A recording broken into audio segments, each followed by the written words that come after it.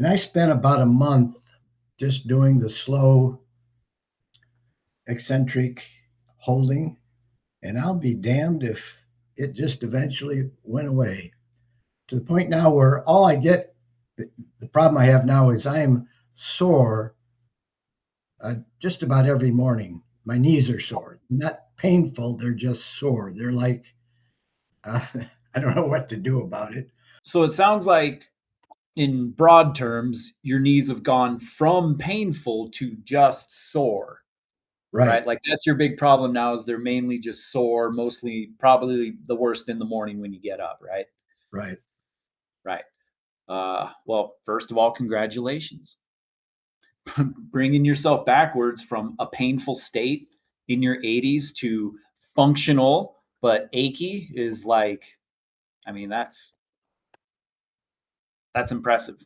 Okay. So let's keep going. So, first of all, it's natural to feel stiff and sore and achy in the morning for you, for me, for absolutely everybody. So, the solution is obviously if you can, you should start getting moving immediately and focus on those parts of you. If it's your knees, if it's your back, if it's whatever, like your top three, and decompress them, like we talk about. Use the eccentrics, let the synovial fluid get in.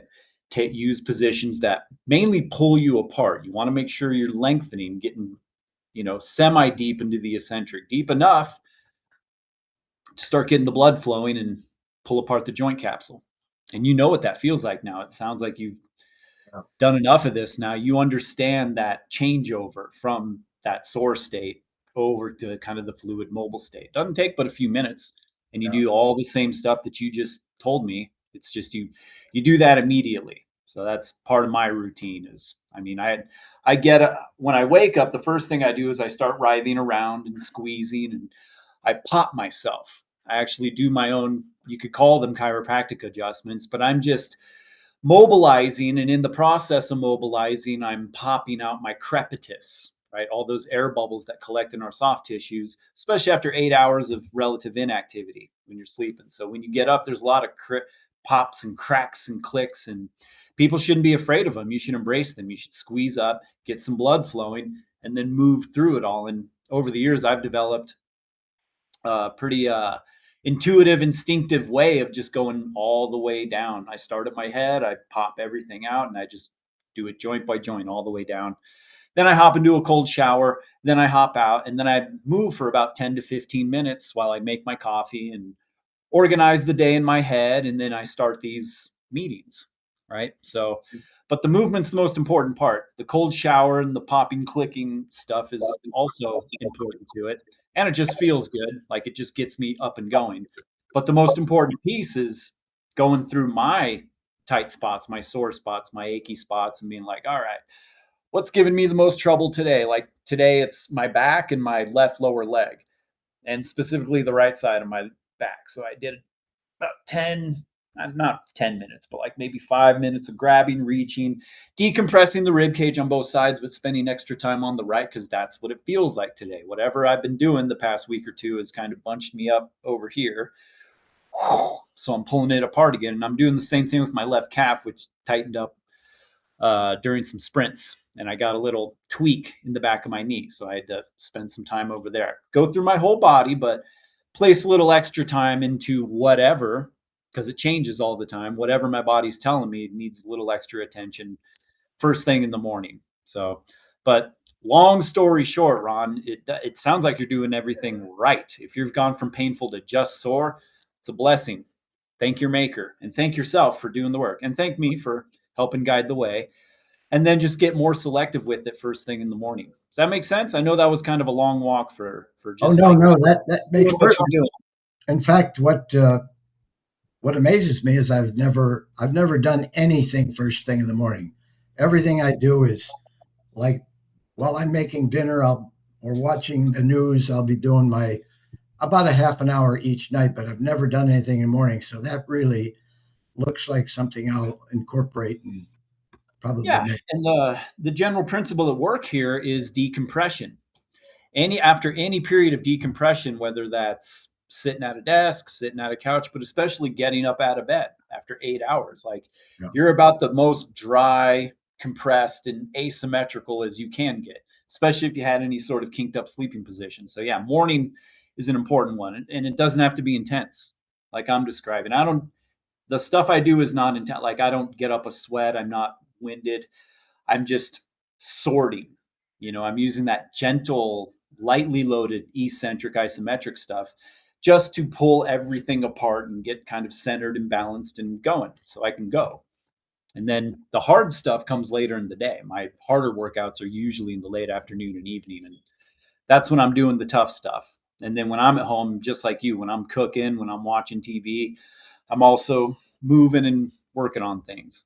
The even more overriding principle is that we're designed to kind of be in flow all day long. So I'm pro productive fidgeting. I love it. Yeah, I've got a rising desk, so I make sure that at least I'm probably at a desk for 8 or 9 hours a day. So I make sure that at least half of those hours, 3 to 4 hours, it's up. And every 60, 55 minutes, I take a break and do some kind of an exercise snack. When I don't, I'm just no good the next day. Yeah.